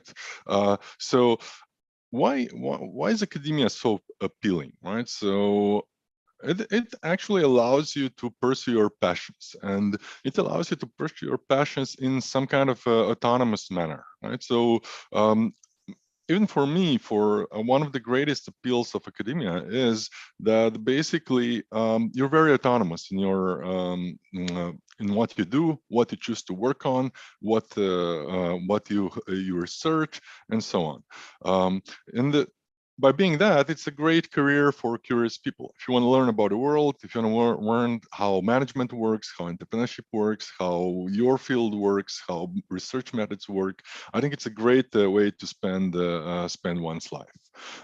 And as I said, you can be very autonomous and you can develop your own way of working, right? So you don't have to follow a specific template, a specific guideline. Of course, you'll get advice from your senior researchers, from mentors, from other people, from colleagues, but still, you are very autonomous in how you want to work and how you want to set up yourself. And however, a lot of people want to get into academia, so it is very competitive, right? It is a very risky career journey. So a lot of people who go and do a PhD, who study their doctoral studies, don't end up in academia. They end up somewhere else, which is actually not a failure, right? So we have to admit that academia is not the be-all, end-all of human endeavor, and if for some people it is very appropriate. For some people, they might find more satisfaction in leading professional life in practice, being managers or researchers in private sector and so on. So I want to tell you a little bit about my story, right? So how I came here to be where I am now. So I was kind of entrepreneurial and interested in entrepreneurship from a very young age. So when I was 13 or 14, I was developing computer software. I was trying to develop computer games, trying to sell them, and so on. So when it came to university, it was somehow natural that I would consider computer science, and I also considered economics. So at the end, I decided to study computer science as an undergraduate, and after completion of computer science, I went on to work for tech startups. So started as a software engineer. I was working on databases, and then later on, I became project manager, and I found the work interesting, but I wasn't really sure I want to spend my life doing that, right? So I went on to work in media as well, as a journalist, as a photographer. Then I started my own consulting firm, which we were doing like management reports, management visualizations for managers. And in the meantime, there was a big financial crisis of 2007, 2008. So I started reading about that and got back interested in economics and business again. And I went to study like masters at the University of Ljubljana at international business. And I said I got good grades, and I said, okay, I can do it. And I went on to pursue doctoral studies with a specific intention to get into academia, right? And this is something that specifically doctoral students need to think about, why they go to study their PhD, right? So PhD is basically a training for one to be an academic, right? And there is also a lot of very good students who go to study go to study on a doctoral level, because that's a natural continuation. They're good at studies, they're good at studying, and then they continue at the doctoral level. So after I took my time to finish my PhD, I think one thing that really was good, that I was focused on publications right from the beginning, and this is something I would recommend to all doctoral students. Right, start working on publications. Try to get things published, so you'll have much better chances of getting a career when you finish your PhD if you have some good publications under your belt by then. So by the time I finished, there was like, I had I think 3 journal publications, 4 book chapters, and one of those journal publications was in the top ranking of UK universities. So what I did at that time, I was just sending like job applications everywhere. I was at the beginning, it was pretty depressing, so nobody was answering me. Then interview invitations started to come, and at the end I got an interview in a couple of schools in London. I got an offer from Kingston University, and then after 2 years, I transferred to the Institute of Management Studies at Goldsmiths, where I am right now. So throughout this, I tried to build basically on my strengths, right? So I had computer science undergraduate, so I tried to basically use that as a strength to build also on my research project. So my probably most successful paper, Bibliometric Methods in Management and Organization, which is now closing into 2,000 citations, was basically came out of that. So I was a PhD student. So this is one paper from my PhD dissertation. So I was a PhD student. I wanted to do bibliometrics, yet I didn't find any useful advice on how to do it. So I said, then I'm going to do it, right? And this is something that I would also advise, right? So try to be bold with your project, and try to have some chutzpah, right? So try to, even if it's not, if you're not yet ready for something, maybe you want to still go to do it, right? Because I think this has served me well so far, pretty much. So I said, I'm going to do it. So I started just gathering the information, and here computer science actually proved right, because most of the literature was on bibliometrics was from information science. So what I basically did with this paper was just translate the literature from information science into management literature and make it in a very very simple way, right? And this is where my other background came into play. Where I was being a journalist, I was writing, so I was able to write things in an interesting and simple way. And one of my supervisors once said, or committee members once said, that I write in a too journalistic way, which was not really a compliment, although I took it as a compliment, right? I think writing in a clear way and being able to convey ideas in a simple manner is actually very difficult to do in academic and to do in research, but it's also very, very valuable, right? So this is basically the paper that got me job interviews, that got me the job, and went on to do to be very useful for a lot of researchers, which I also find very personally rewarding. Right. One thing with research is one problem that I find with research, with a lot of research, is that not a lot of people read it. So you want to write your research in such a way, or write about problems, or write about topics that are interesting to other people, that will be picked up by other people, that will be read, and that will be meaningful in such a way. One thing is career. So we all have to publish, we all have to make career, but spending all career writing papers for people so writing papers that are not read that much is probably not the best way to do it. So I would advise, try to find topics that are meaningful, that are interesting to other people, and try to write about that. So one thing about this is also that I was lucky. I was at that time, bibliometric was just getting started. So when I was writing the paper, VOS viewer that Avneet used earlier for the research, so it was still not at the right level to be used in bibliometrics, and the availability of databases and the availability of software was just getting proliferated among researchers. So so the bibliometrics kind of took off in a big way, and my paper profited from that quite a lot. So one thing that you want maybe to position yourself is at the beginning of a trend. So if there is a trend that just started and you make some impactful research at the beginning of the trend, that's a pretty good. The consequence will most probably be that your paper will be impactful and will be cited a lot.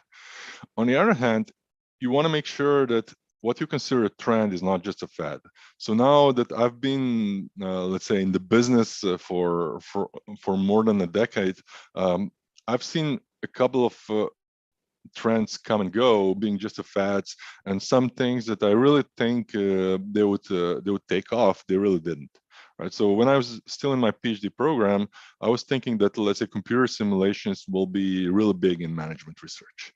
And there was like a couple of papers coming out in the Academic Management Review and other top journals that would make you think so. However, they never really took off. So especially if you're doing PhD, be very careful about trendy topics that you'll take. If you start a PhD in a trendy topic, then by the time you finish your PhD, which will be 3, 4, 5 years from the beginning, maybe it will not be trendy anymore, right? So it will be it will be a faded topic and nobody will be interested, right? So you want to pick trends, but you want to avoid fads, which is easier said than done. So now the traditional career advice for PhD students at the top universities, this is mostly for elite universities, and this is my beef with most of career advice that is out there. It is geared to students who come from elite universities. However, most of the people who work in academia don't work at elite institutions. We work at normal, reputable institutions. They are maybe not top, but we're still the majority. And the traditional career advice for PhD students is that you have to focus only on your research, disregard teaching, build a very, very narrow research profile, a niche that you'll be known of, and publish only in top journals, right? So better not to publish than publish in low-ranked journals. Now, what's wrong with this advice? It kind of works for people with at elite institutions that have famous mentors, that have access to top networks. For most others, it's most probably not a very good advice. So by the time you finish PhD, you might have 0 publications when you finish, and that. I mean, if you do your PhD at Stanford or Oxford, you'll still get a job, or one of the top institutions. If you do a PhD in middle-ranked institution, it will be very difficult for you to get a job. And also, you'll be writing publications, working endlessly, basically on what reviewers want, which I have to be a little cynical about it, is not always making publications better. And some publications will stay in the drawer, right? So you'll never publish them in this way. And I'd ask us, again, is this a meaningful way to spend a career trying to figure out what the network of, let's say, 10 people who are niche in this area think about your work, and not impacting the world, letting the research in the drawer, and not doing any of the other things that make life meaningful? I'm not sure. So probably better advice for most academics, most early career researcher, most doctoral students would be to focus on both research quality and quantity. Ideally, you'd get some publication in a top or a really good ranked journal, but also publish other stuff. So you need to show that you're research active, and that you can publish in lower ranked journals, book chapters, and so on, so that you show that you have the research productivity, right? And most of the places will appreciate that. You need to get experience in teaching, right? So when I was doing my PhD program, I was I had to beg to get the experience in teaching, right? It was not for students that were not already part of staff, as they would not be teaching. So I specifically asked to get some experience in teaching. That would also, if you get some good student feedback, that would allow you to put it in the job applications, which is also good. One thing I'd say, internet is your friend. So right now there is so much information about pretty much anything out there, about how to write papers, how to do research, how to publish, how to get it in the top journals, and so on. So information-wise, you don't have to be a top institution to get all this knowledge. Now, if you're not at the top institution, you won't get access to the same networks and to the same mentors, and there's some soft know-how about publishing that you will not get, but a lot of things can be learned if you take initiative and you take and you search the internet for the sources. And you shouldn't be focused just on research, but also on teaching, because basically for most institutions, teaching is bread and butter. So this is what we do. This is how we get income, and the research is one of the things that we also do. But only at really elite institutions, they have the luxury to focus only on research and not care about teaching, which is mostly done by adjunct scholars anyway. So if you can be a good researcher and you can be a good teacher, you're golden in academia. So there's actually very few people who are both good teachers and can consistently publish on a high level. So if you can do that, you have a guaranteed career for a long time. So one thing that you don't want to do if you're not in an elite institution, you want to do research in a different way. So this is a picture that is basically illustrating blue ocean strategy. So for those of you who are not strategy scholars, so there's a red ocean strategy. So you try to let's say for companies, make your money where there's a lot of competition. You make it in a traditional way, or you want to invent. You want to find new markets. You want to invent your own strategy in a market that is very uncontested, right?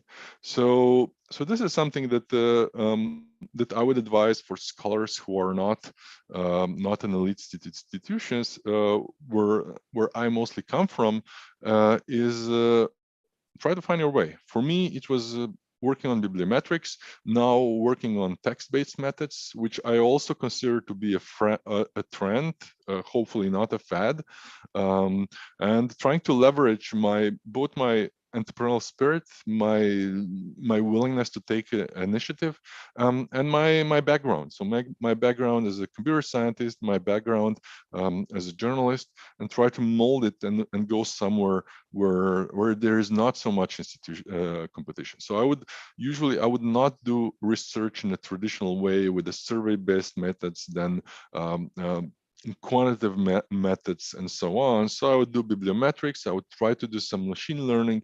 I would try to do some qualitative research, or maybe dabble in methods like QCA, which are still a bit on the fringes, although there's big community about them right now, and so on. So try to find a blue ocean that is uncontested space, that is not so crowded and not so competitive.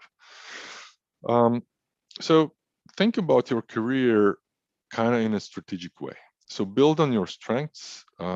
Like I said, my way, knowing how to program, knowing how computer science works, knowing can read information science papers, but also long-term focus on developing your capabilities, so getting new knowledge, and do it in a very strategic way. So focusing and choosing what to do is almost as important as choosing what not to do, right? And I'm personally very eclectic in my research, so I do much different things, and I consider that a good thing. But still, you want to somehow limit the things you do, because you don't have time for everything. And so you can do only so much in your week, in a year, or in your lifetime. So there's basically three stools, or three legs of a stool of academia, and these are research, teaching, and service. So everyone will have their own preference about the mix of these three, and you might be good at one or two, rarely in all three, and rarely you can really do all three really well. So the first one here is research. So we want to do research, but we want also to do meaningful research, right? So we all, to a certain extent, we're academics. We have, I mean, it is a profession. We have to play the game, right? So we have to publish, preferably publish in a good top journals, highly ranked, and so on. But we also want to make our research meaningful. So we have to ask yourself, is our research practically relevant?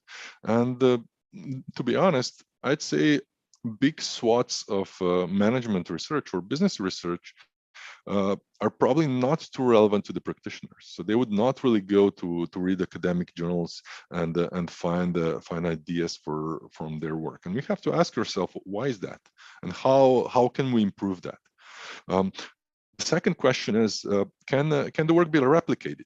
So the psychology had a big controversy a couple of years ago, where they found out that a lot of very prominent psychology papers couldn't be replicated.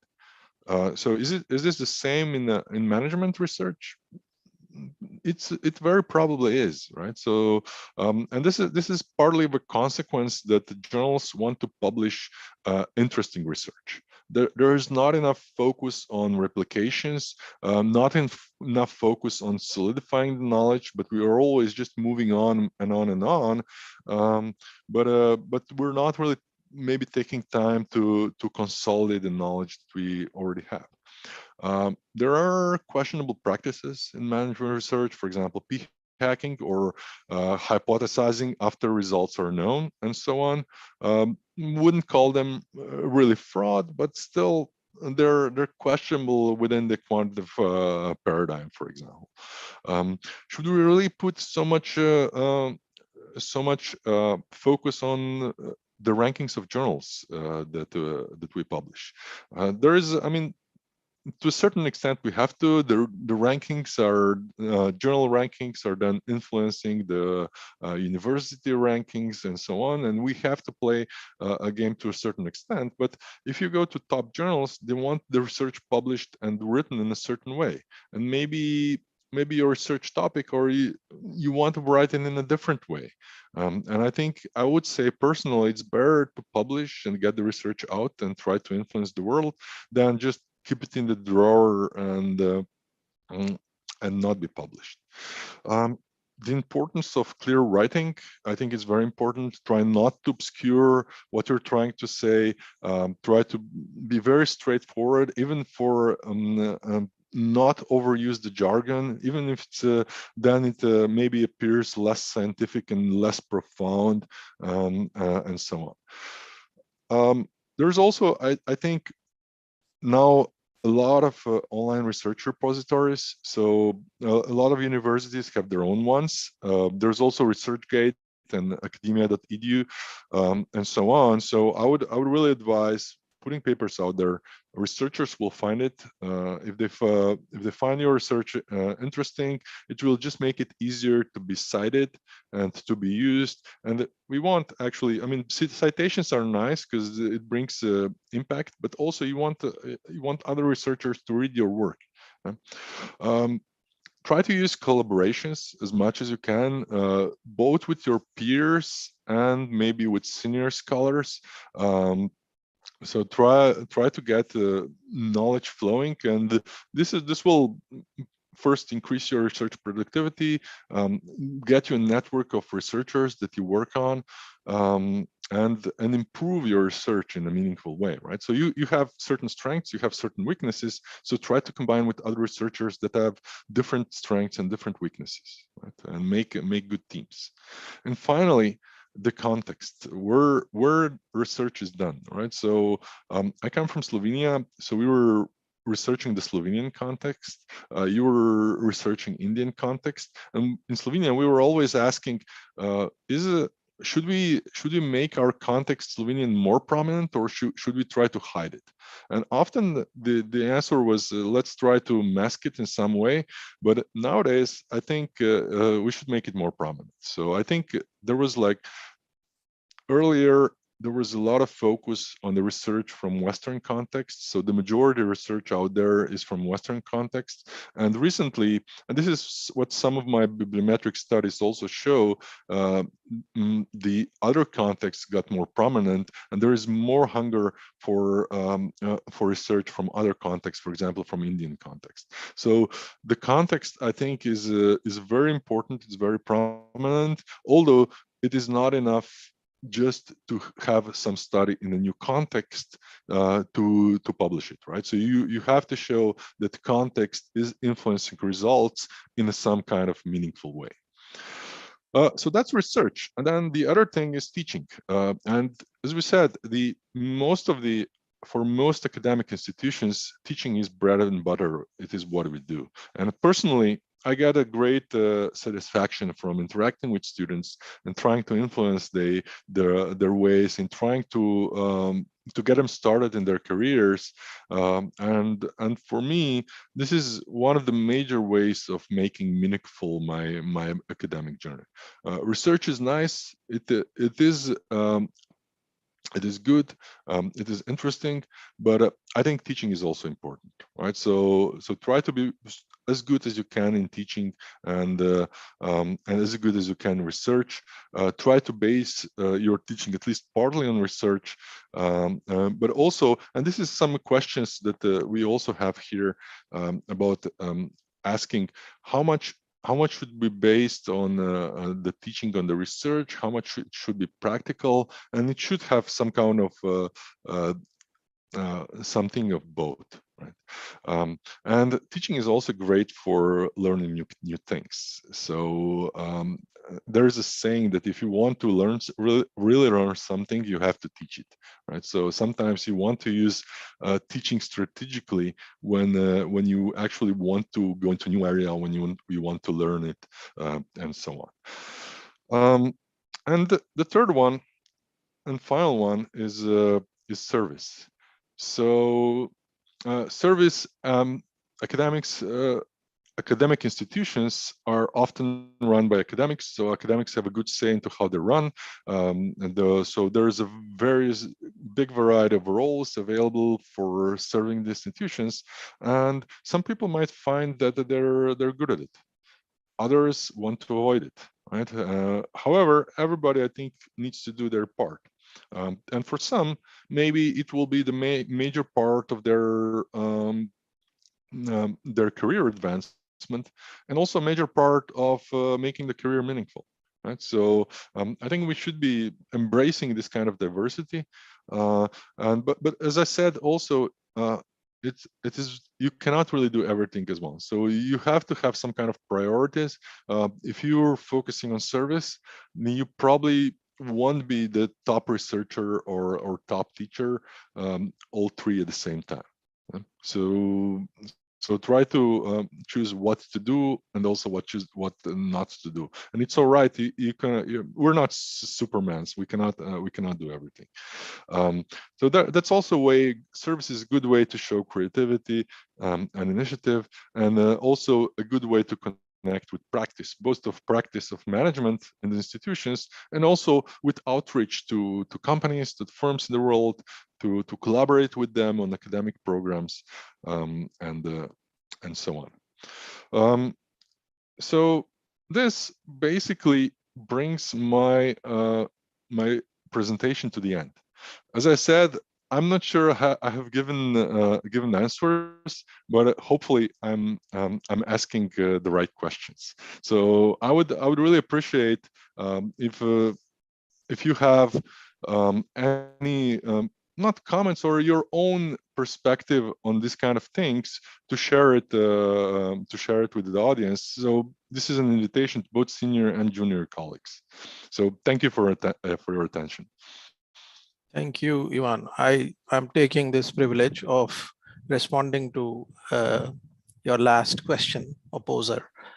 I think the one word that comes out is the pragmaticness of what you found for yourself and you recommend.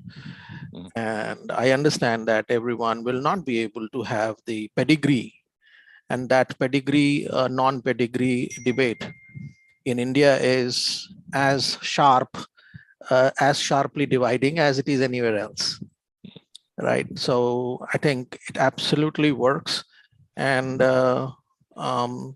teaching and research and service all at an excellent level. I have rarely found someone to be able to combine all the three, and I think it is all right to focus on one of those exceptionally and do it exceptionally. And I think there should be space for that. But having said that, the sort of rat race that we have created for ourselves in the world of academia, I thought better the academic you are, more benign and all encompassing you will become. I think the more highly academic we become more exclusive. We become more exclusive and we exclude things. So I don't know, but to me, it was absolutely from the heart and very pragmatic. And I think the larger population of aspiring academics fall into this category that you said that you represent. By the way, I come from there. Frankly, even in India, if I say that the name of the university from where I pursued my PhD, right? Average Indians won't even know in which state it is, right? So, and I understand exactly where that that positions me in many platforms, but I think you can build your own space, irrespective of where you come from, right? Irrespective of your pedigree or otherwise. Right? Exactly. I mean, I think one should build what one's have. If one has an elite pedigree, then you should build on that elite pedigree, right? If you don't have it, you have to choose other ways. That's fine. That's fine. Thank you. I won't impose anymore. Thank you, Dr. Sheetal. I would like to take the opportunity to invite further questions. As Professor Ivan said, he would like a discussion. If anyone would like to contribute or build on Dr. Ivan's points. Professor Ivan, I have a question. I also used to publish, few papers in few, reputed journals. So in your speech, I found something that you said we should not target the collaborators who have, very high impact factors in the beginning. When we initially start our, in our PhDs or initial stage of our research, we should not focus on the collaborators. Sometimes it is good to publish in low quality or maybe average journals. So it's a better advice. I accept it as a better advice. But the contrary version of the statement, that you said that we should not focus on the very high impact factor collaborators in the beginning. So may I know that what will be the major reason or what will be the major logic behind this statement? I request you kindly. Yeah. No. I mean, maybe it was a little bit misunderstood. What I'm saying is not focus only on those, right? Okay, So okay, I would okay. totally recommend strategy that when you write a paper, you would send it as high as you think it has a reasonable Yeah. chance of being published, right? So I was just saying that some elite academics, they have a mentality that if you don't publish it in a 4-star journal, then don't publish it at all, right? And I'm Yeah. thinking that there's a place for every paper, and there's also I think there's also an advantage of showing a quantity of research, not just quality. So I mean, this depends a little bit also where you aim from if you're looking for a job, but still, I think most academics would benefit if they show both quality and quantity. But I mean, I wouldn't disregard publishing in top journals, because this is basically what got your foot in the door, and this was also for me. It was Organizational Research Methods is 4-star journal in UK system, and this opened many doors for me, for example. But I would just say don't just target top journals and then may I know that how else. these ABS 3 and ABS 4-star journals publishing papers like in EJOR, European Journal of Operational Research, or maybe in research policy, so maybe publishing papers in such journals, so how does it help in one's academic growth? You said that, like, suppose I do not have a good exposure or experience in terms of teaching because I'm a very young researcher. So the thing is, I'm very much, keen about me. So I'm just asking the questions, which are quite relevant to my career growth as well as the, researcher of my age who are, the participants in majority here at this platform at Lumiere right now. So I just want to know that what kind of, suggestions or what kind of, the growth they can get after publishing, in ABS 4-star journals or something like that, like ABS 3 or A-star journals. So what kind of the possible outcomes or what kind of the possible, career growth they can achieve after publishing in those journals? So, okay, one thing is to first achieve publications. I think it's good to have collaborators, and I think one thing that I would really advise going to conferences. So try to do good work, go on conferences, present it, network with others, find maybe co-authors who are experienced in publish those journal, and then it becomes easier to publish. It's not impossible without that know-how and knowledge, but it is more difficult. On the other hand, I mean, afterwards, I think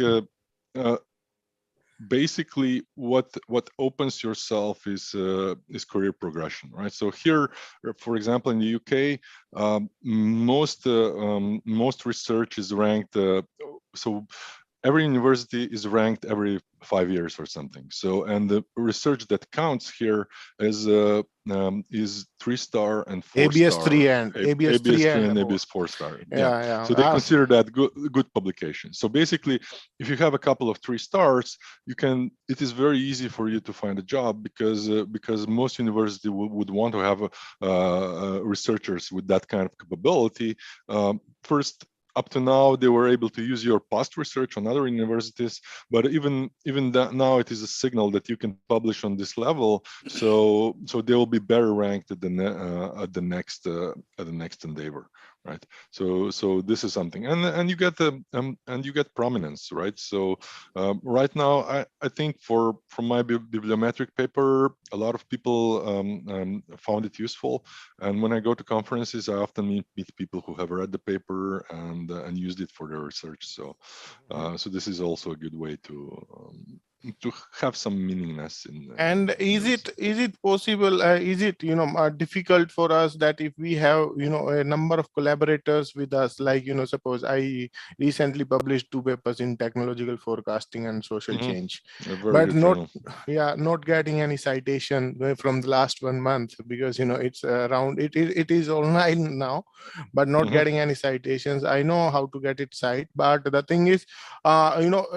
I found it is a little difficult that if the number of collaborators are a little more in a paper, then the possibility of getting getting that paper citation is a little difficult. Or does it make any difference that if you do not have much citations for a paper, but it is in ABS3 or ABS4, does it stop anyone's growth or something like that? No, I mean, even it doesn't have much citations. That's, I mean, pretty useful for a researcher to have, right? For even his career or her career progression and usefulness. But I mean, citations take time to accumulate, right? So it will take time before they start coming in, and usually publishing in better journals also give prominence to the paper. But I would also advise put it on the ResearchGate, put it out everywhere there, on LinkedIn, yeah. ResearchGate, everywhere. But Dr. Sheetal, would you like to ask other participants also? Yeah. Yes. Yeah. Would other participants also like to ask any questions? This is a very, very good opportunity to get your PhD career guidance on this platform.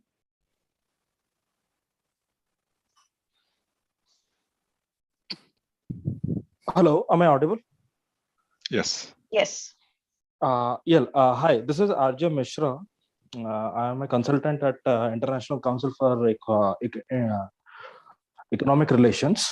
So I'm just continuing with my PhD.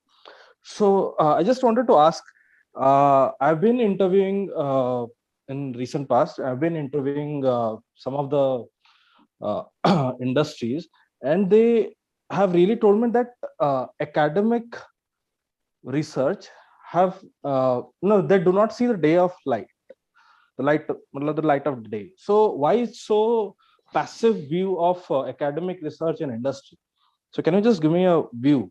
And is there any way that research and academics, the approach to academics, I mean a classroom through, can be integrated, or there can be any synergy to that? So that yeah, that's let's say a deep and very important question. I don't know, frankly. I mean, I think part of it is that academic research has become much more abstract and much more, let's say, detached from the practice. Why is that? I mean, I don't know. I think historically, I think it is because of the influence of the, let's say, North American way of doing research. It's very quantitative, very abstract, very focused on theoretical contribution, very focused on good measurement and so on. And with focusing on rigor, we somehow lost the practical relevance, right? But how to improve it, I'm not completely sure, right? But I think it's a very important question, and I think a lot of academics should spend more time about thinking how to improve the practical relevance of management research.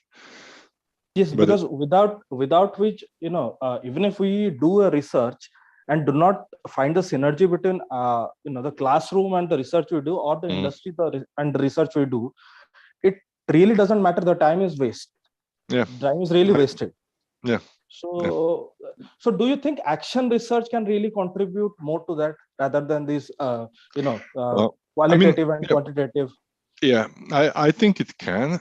Although it is very difficult to publish it in top journals. So top journals, especially those of, ABS3, ABS4 stars, are very positivistically oriented, very rigor oriented.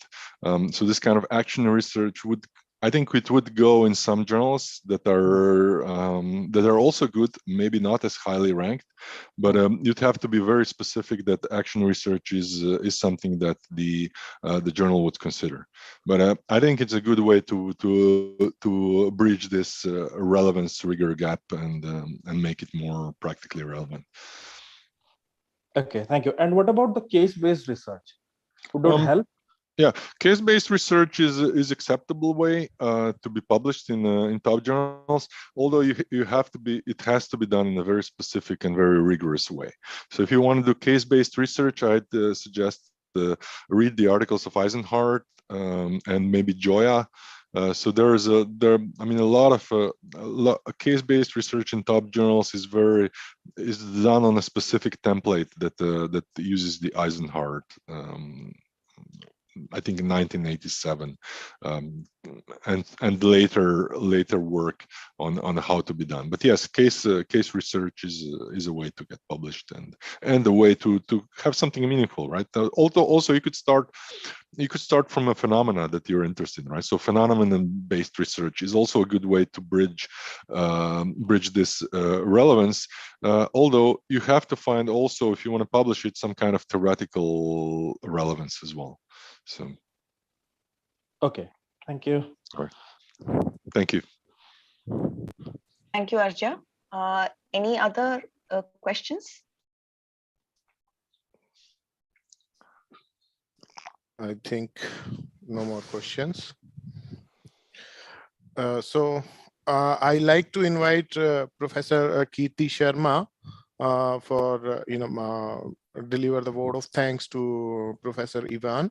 Dr. Kirti Sharma is an associate professor with Great Lakes Institute of Management of Accounting and Finance. Professor Kirti, are you there, please? Yes, thank you so much, Dr. Vishal. Good evening, everyone. Am I audible? Yes, you are. Yes, ma'am. Great, thank you. So it's my pleasure to propose the vote of thanks on the successful culmination of Lumiere 2.0. I would start by thanking the RAC members for their continued support. Thank you, Dr. Ivan, for the keynote address and sharing your real-life experiences while giving suggestions on building a meaningful academic career. It was surely helpful. Thanks, Avneet Kaur and Nishi Malhotra, for taking us through your research. Dr. Sekker and Professor Bappa, thanks for sharing your inputs to the researchers. It was great learning for us as well. I wish to express my deep sense of gratitude to our Vice Chairman, Mr. Mohan Lakhamraju, and our Director, Dr. Sanyal, for their constant guidance and support. I would like to thank Mr. Gautam Lakhamraju, Chief Marketing Officer, and his team for the marketing support. A big thank you to Professor Palhan, Dr. Venkatesh, Dr. Singh, and all my faculty colleagues for supporting Lumiere and gracing the occasion with your presence. Thank you, attendees, for being a part of the event and posing relevant questions. IT's team, you've always been helpful with your back-end support, and it is much appreciated. A special thanks to the organizing team for putting up such a wonderful show. Professor Jones, Dr. Sheetal, and Dr. Dagar, you rock. We look forward to seeing you all for the next edition of Lumiere on 16th June 2022. Wishing you all a very happy Holi. Thank you. Thank you so much, Professor Kirti. Now I request all the participants to stay in the breakout rooms for networking, if you wish to.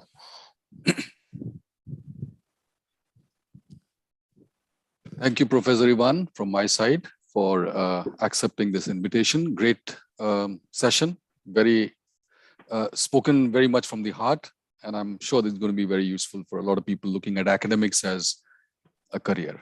Thank you. Thank you.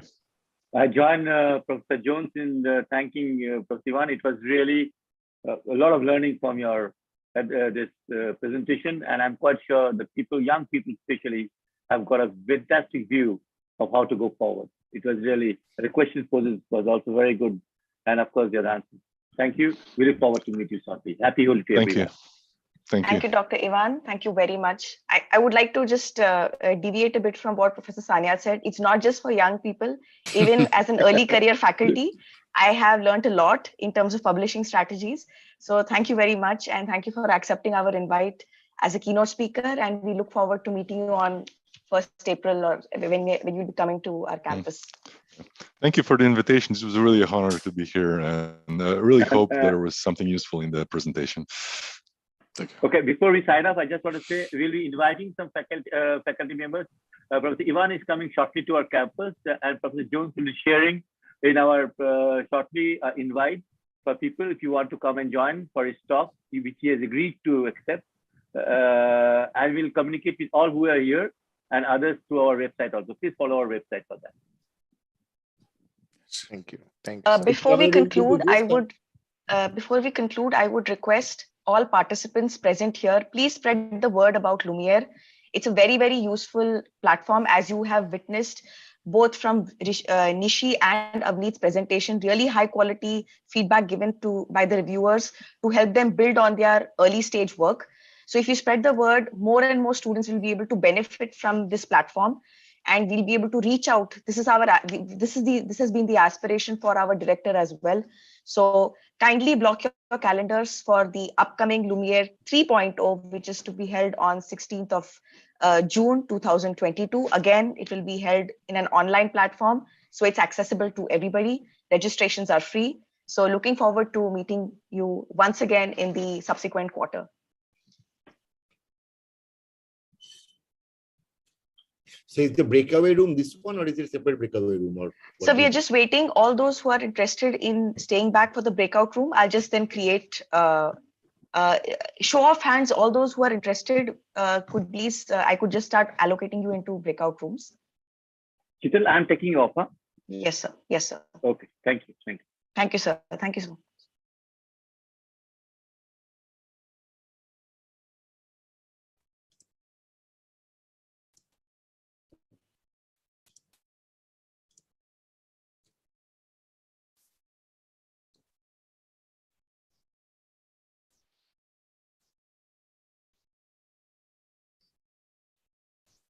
Any PhD scholars interested in joining us in the breakout room? It will be good for networking.